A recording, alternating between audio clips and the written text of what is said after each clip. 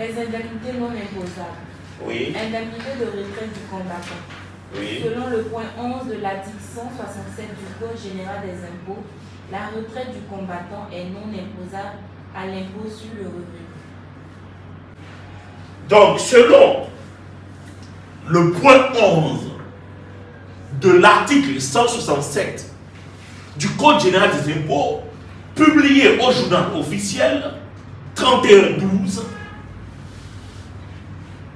du 31 décembre 2012, actualisé au 31/12/2022,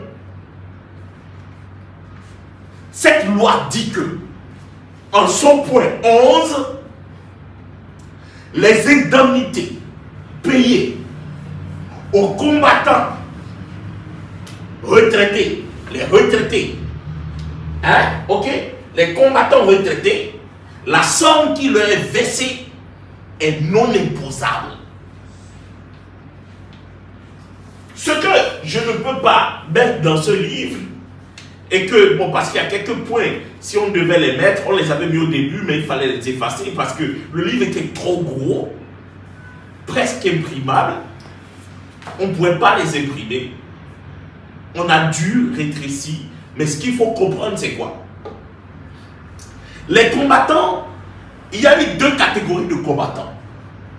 Les combattants qui ont combattu pour l'État du Sénégal. Et il y a ceux-là qui ont combattu pour la France. Ces deux catégories de combattants bénéficient à eux deux de quoi? De cette exonération. Ils sont tous deux non imposables. Leurs rémunérations sont non imposables. Parce que c'est des gens qui ont mis en danger leur vie, leur sécurité personnelle pour les besoins d'une patrie. Leur patrie. Et pour le cas de la France, c'est parce que la France est l'État qui a colonisé justement le Sénégal. Et donc, au vu des accords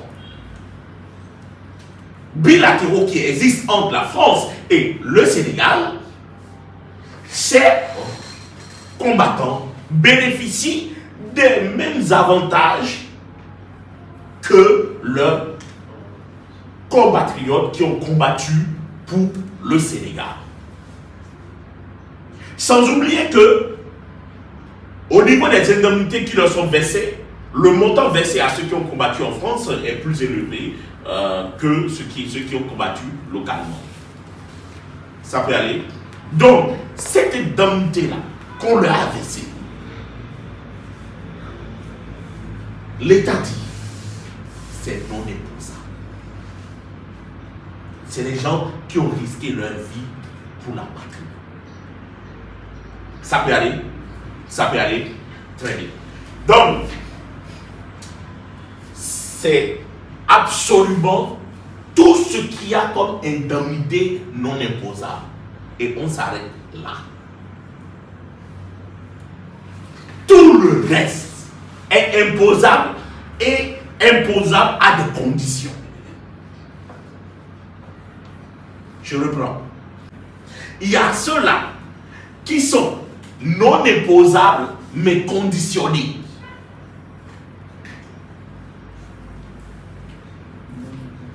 Et il y a ceux-là qui sont non imposables.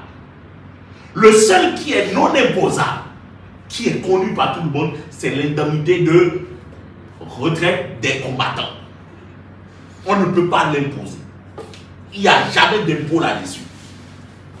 Maintenant, il y a ceux-là qui sont non imposables, mais conditionnés. Il y a une condition à remplir pour que ça soit non imposable.